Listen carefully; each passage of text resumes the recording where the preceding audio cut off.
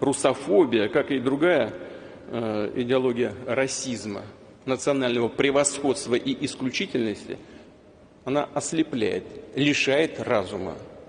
Let me make it clear. We made the overwhelming sentiment in that meeting is we got to do Ukraine now. And there are other issues, including border, which we should address, but not now. This is my video update on this Thursday, midday, February 29th. Let's talk about some news, and let's start things off with Senator Chuck Schumer at the White House meeting with the Biden administration and other top U.S. lawmakers as they try to figure out a way to get $61 billion to the Zelensky regime and to Project Ukraine. Basically, they're trying to figure out a way to convince or to pressure Mike Johnson to approve the $61 billion to go to Project Ukraine. And in a panic, Chuck Schumer spoke to the press and he said, "We got to do Ukraine now. We can do the southern border later, but we got to do Ukraine now," said Chuck Schumer. I don't know. I don't like it when Chuck Schumer says we got to do we got to do Ukraine now. Doesn't sound too good coming from Chuck Schumer. But obviously Schumer is not concerned with the southern border. What he is very, very concerned about is Project Ukraine. That is his top priority. Project Ukraine. The southern border, we can do the southern border later, but we got to do Ukraine now. Anyway, that is what Chuck Schumer said as he spoke to the media. And the big news from the Senate yesterday was Mitch McConnell announcing his retirement at the end of his term in November 2024. Mitch McConnell said that he is calling it quits. Quote, "One of life's most underappreciated talents is to know when it's time to move on to life's next chapter," the 82-year-old said in a speech on the Senate floor. "So I stand before you today to say that this will be my last term as Republican leader of the Senate." So McConnell is calling it quits at 82. It's time for McConnell to move on to the next chapter of his life. So a lot of speculation as to why now? Why is McConnell going to hang it up in November 2024? Is it because his family is telling him that it's time to retire? Perhaps his doctors are telling McConnell that he just can't do it anymore. He can't perform like he once used to. Remember, McConnell had that brain freeze moment, that incident that happened maybe 6 months ago, where McConnell just kind of froze up, and maybe his doctors are telling him it's time to call it quits, or maybe something else is going on.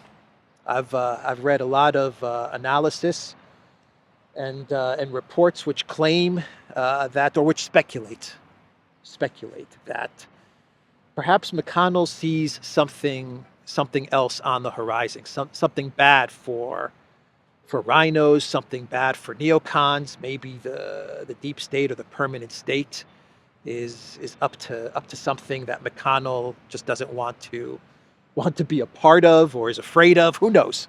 But McConnell is calling it quits come November 2024. And who is going to be the Republican leader in the Senate? Who knows? But my vote is for J.D. Vance or Rand Paul. I think that should be one of those guys should be leading the Senate once McConnell calls it quits. But the neocons, I'm sure they have other people in mind to take over for McConnell. But that was the big news in the United States yesterday, was McConnell announcing his retirement. Now, let's shift gears and talk again about Macron's statement that he made the other day, where he called on the collective West and NATO and EU countries to put boots on the ground in Ukraine and to fight the Russians. Since Macron made that statement, we have been getting all kinds of interesting reports and statements from collective West leaders, basically admitting that the collective West already has a bunch of troops in Ukraine fighting the Russians. We had this article from the Washington Post yesterday with the title "Foreign Troops in Ukraine?" question mark. They're already there.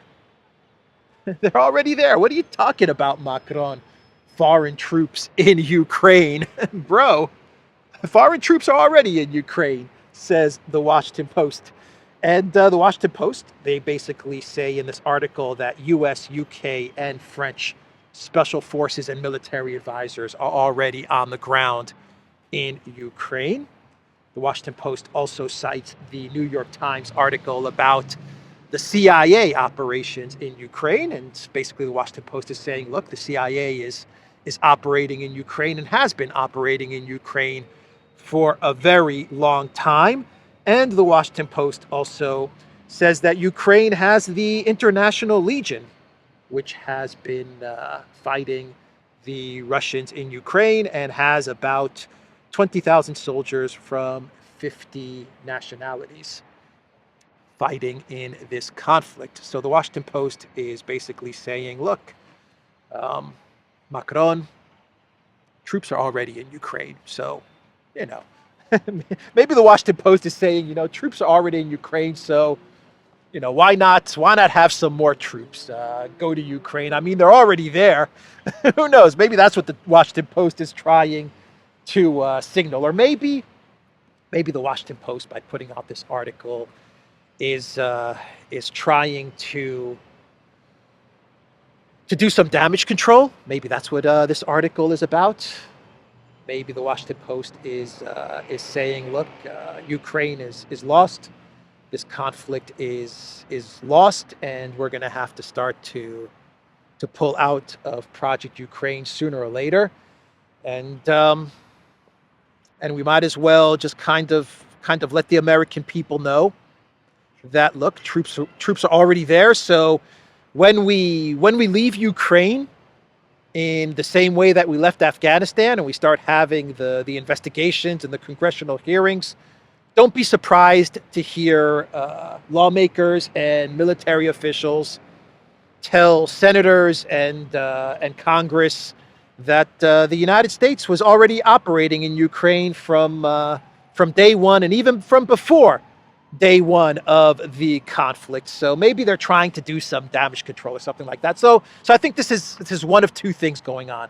Either the Washington Post is trying to say, look, we already have troops in Ukraine. We already have the CIA operating in Ukraine, so we might as well send some more soldiers into Ukraine. Or they're trying to do damage control because we're going to get some sort of Afghanistan type of collapse or pullout, and then there's going to be all kinds of finger pointing and blaming and investigations and testimonies and stuff like that from various officials. And we don't want the American people to be surprised at the fact that hey, we've been having we've had soldiers fighting the Russians from day one of this conflict, and even from before day one of this conflict, going all the way back to the Maidan coup with the CIA operations in Ukraine, as has been revealed by the New York Times. So that is what the Washington Post reported on yesterday. And even Olaf Scholz is revealing that the collective West, well, the UK and France, they have troops in Ukraine, and they are operating the Storm Shadow and the Scalp missiles, which are being used to attack not only Russian military, but also civilian targets in Crimea and in Belgorod in Russia. And I don't know if this was a slip-up on the part of Olaf Scholz by revealing this information, or if Olaf Scholz revealed this information on purpose because he is getting a lot of pressure from the UK and from France to hand over the Taurus long-range missiles to the Zelensky regime. And this was a type of FU from Olaf Scholz to the UK and to France. I reported yesterday that Olaf Scholz is fighting with Macron about escalation in Project Ukraine. But anyway, whatever the reason, Olaf Scholz, he let it out. He let it slip out that the UK and France, they are in Ukraine and they are operating these long-range missiles. The Telegraph is reporting British soldiers in Ukraine helping fire missiles, Olaf Scholz revealed. Olaf Scholz said on Monday that he would not deliver the Taurus Berlin's equivalent of the Storm Shadow, as it would require soldiers assisting on the ground, citing the UK and French approach with their own systems. Mr. Scholz argued that following the UK would make Germany a participant in the war. The comments were seen as endangering British military and diplomatic personnel on the ground. Yeah, the UK was pissed off. I haven't read any statements from France, from French officials just yet, but UK officials, they came out in various statements saying that Olaf Scholz really effed up. They're really mad at Olaf Scholz. He's endangering the lives of UK soldiers in Ukraine. He is revealing that we have UK soldiers in Ukraine, and they did not take kindly to Olaf Scholz's statement. So that is what Olaf Scholz revealed. The UK and France, they have soldiers operating the Storm Shadow and the Scout missiles that are targeting not only the Russian military, but Russian civilian targets. That is quite a revelation from Olaf Scholz. This is being reported on by the Telegraph. So, French Prime Minister Gabriel Attal, Macron's mini-me. Macron is mini-me. I love him so much. Attal is my mini-me. He is so beautiful, my mini-me. Gabriel Attal, mini Macron. He said in a statement, I believe he was speaking to the parliament yesterday, he said that Russia is a direct threat to France. A direct threat to France. That is what Attal said, and I hope you can read the writing. Let me know if you can read the writing. Amazing, huh? Absolutely amazing. Wow. I wonder what this place looked like once upon a time.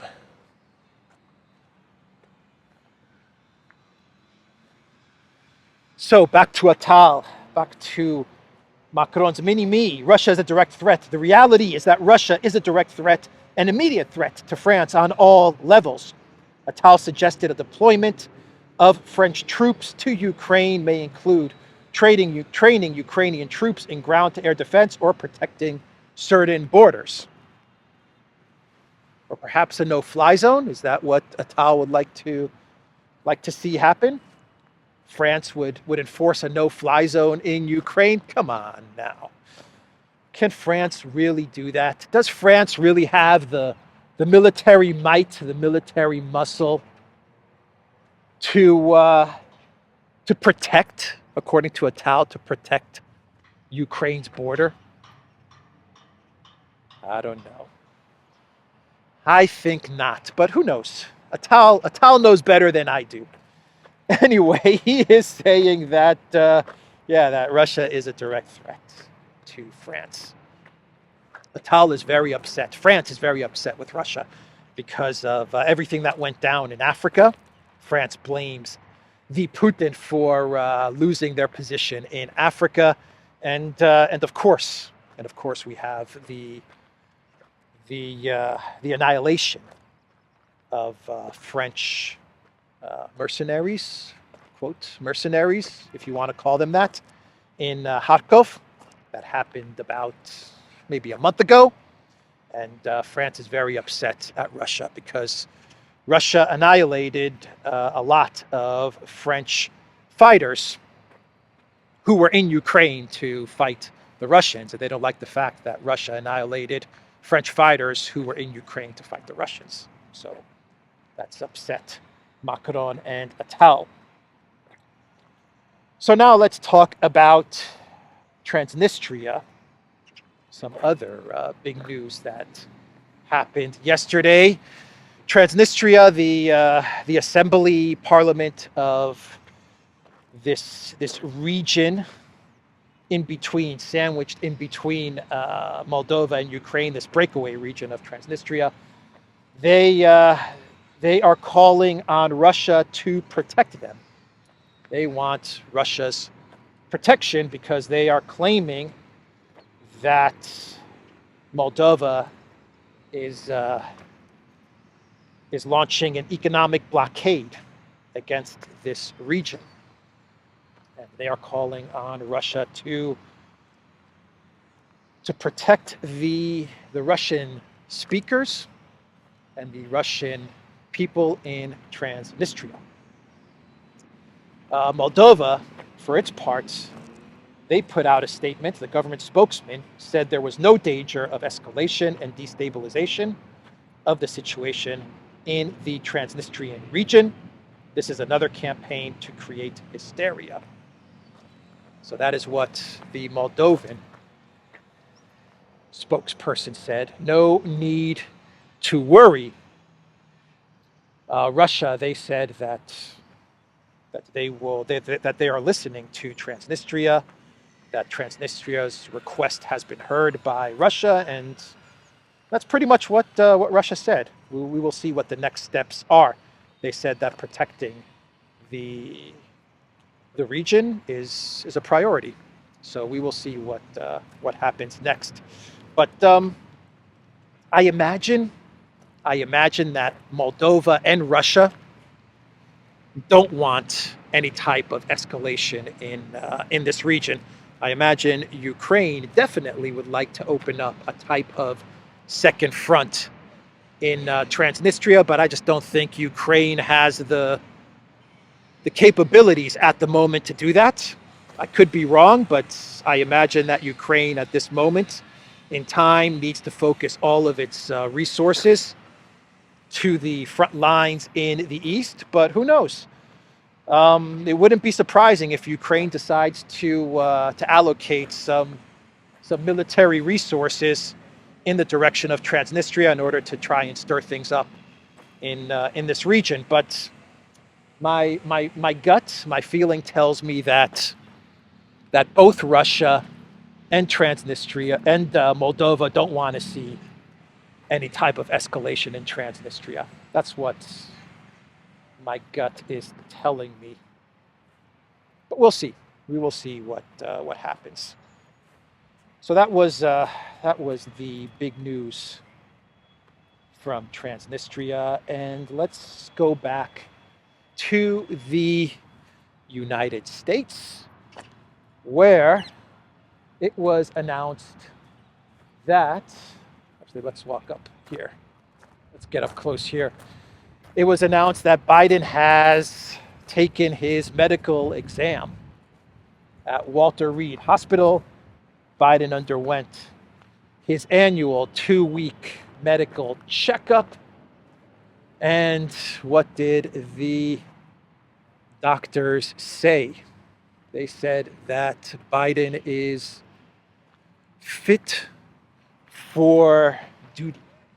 He is fit for duty. President Biden is a healthy, active, robust 81-year-old man who remains fit to successfully execute the duties of the presidency, to include those as chief executive, head of state, and commander-in-chief. The doctors wrote in a 6-page summary on the procedures. He's a fit and healthy Joe Biden, a fit and healthy Joe Biden. He didn't take a cognitive exam, by the way, nor does he need to take a cognitive exam. Biden does not need to take any type of cognitive exam.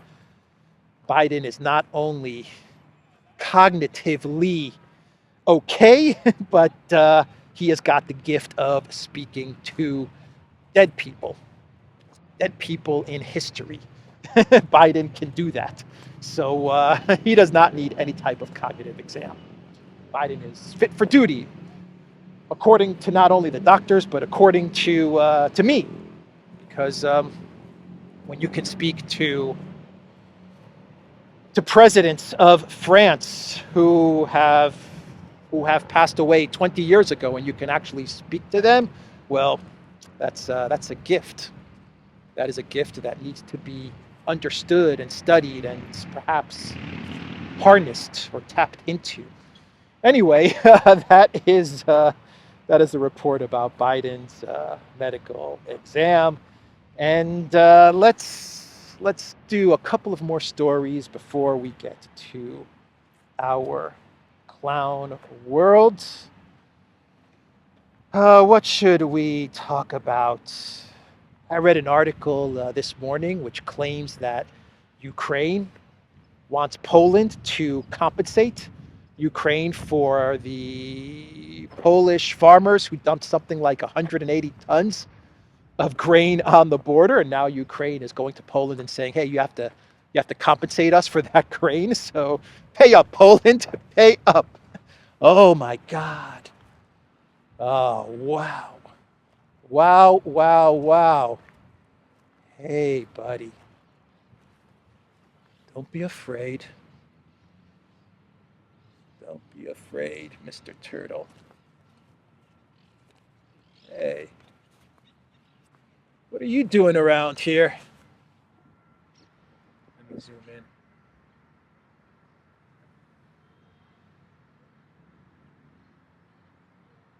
All right, I don't want to scare him. I don't want to scare him. Let's move on. Let's move on so he can move on. Go to where he needs to go. He's eating.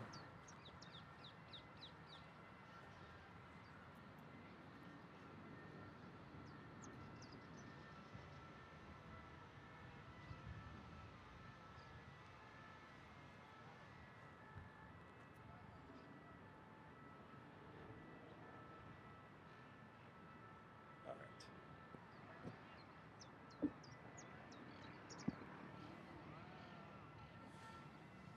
Amazing, huh? It's stuff like that that makes your day, doesn't it? Just walking around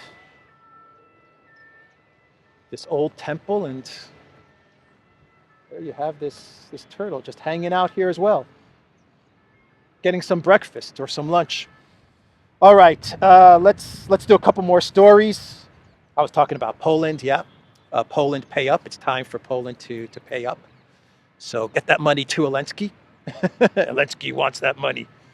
Poland, you need to pay for 180 tons of grain. Now give me money now. So that is what's going on with the farmers.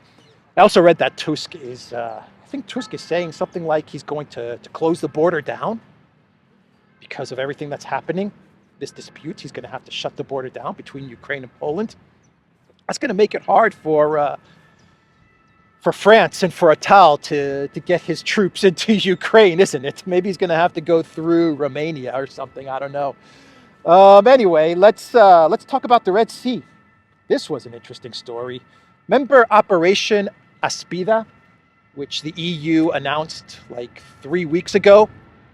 They announced Operation Shield in the Red Sea because, hey, if the US and the UK are in the Red Sea providing protection to cargo vessels, well then, shouldn't the EU also be operating in the Red Sea providing protection? Sure, why not? Why not? And so that's what the EU did. They sent their mighty navy into the Red Sea to protect against Yemen and the Houthis. And yesterday, a German frigate known as the Hesse mistakenly fired on an American MQ-9 Reaper drone over the Red Sea. This is according to Bild. Now, both missiles, from what I understand, both missiles failed and fell into the sea. And from what I read, this drone, this American drone, it did not have its radars on, and the U.S. military, for some reason, this is what the U.S. military claims, they did not notify the friendly vessels operating in the region that this drone was moving around, and so that's why Germany decided to attack this American drone, and failed in attacking this American drone. Both missiles fell into the sea. So anyway, yeah, that is the EU's Operation Aspida. Oh boy, they're very good with names, though.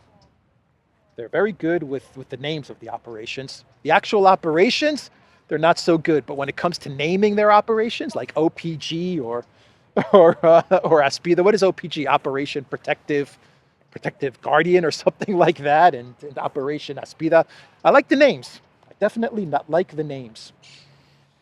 So let's do some clown worlds. That wasn't a clown world. Now we're going to do some clown worlds, and let's start off with Giorgia Meloni. Giorgia Meloni, the Prime Minister of Italy, speaking to La Repubblica.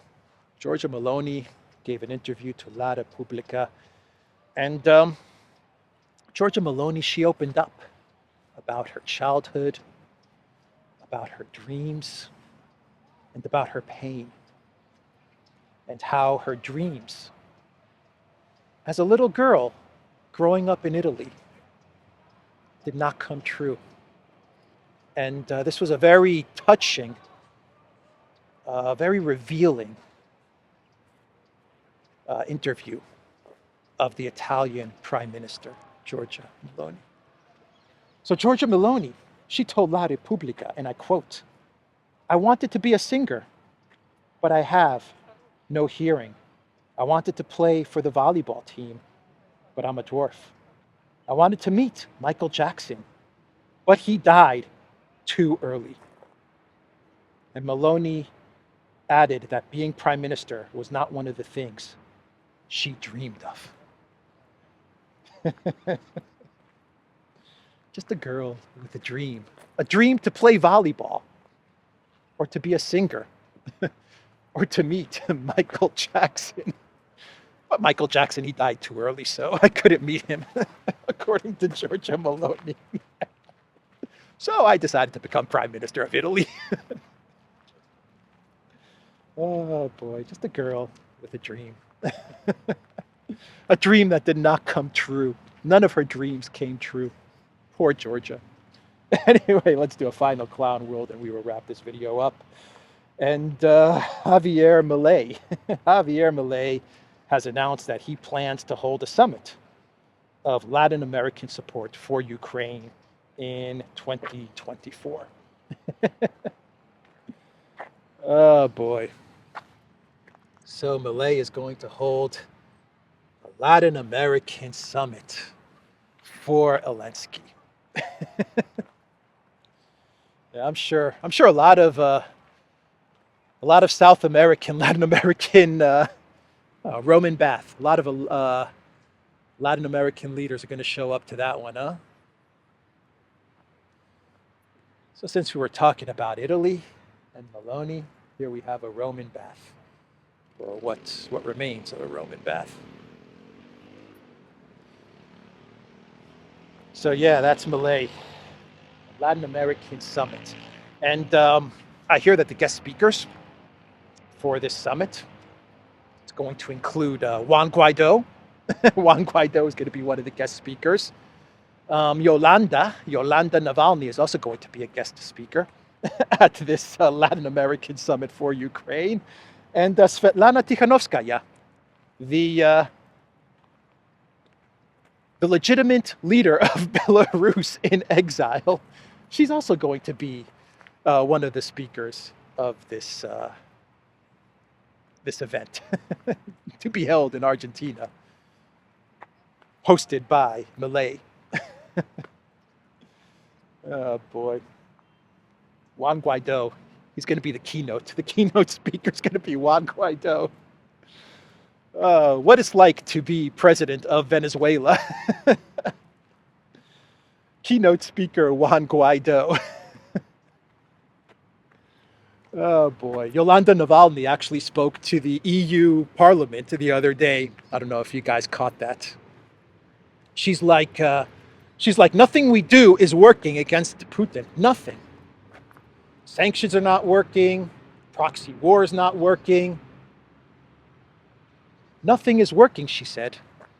And then she told the EU, we need to figure out a way to regime change Russia so I can become president of Russia. Keep in mind that she hasn't even made a trip to Russia. She hasn't spoken to the Russian people, nothing. She went to visit Biden. She went to Munich, then visit Biden, and then she went to the EU. So I'm sure that Yolanda is going to make a fine. One day she'll make a fine leader of the Russian Federation.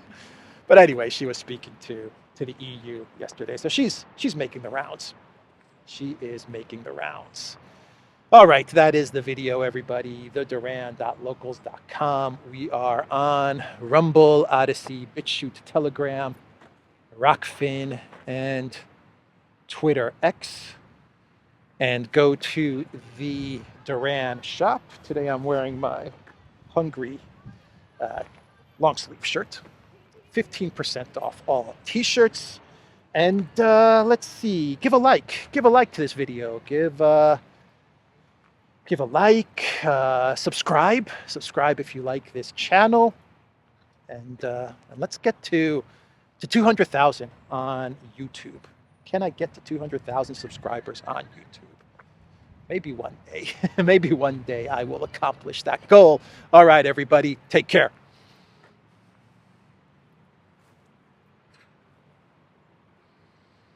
Something tells me that Aristotle once sat right here and thought about the meaning of life under this beautiful tree.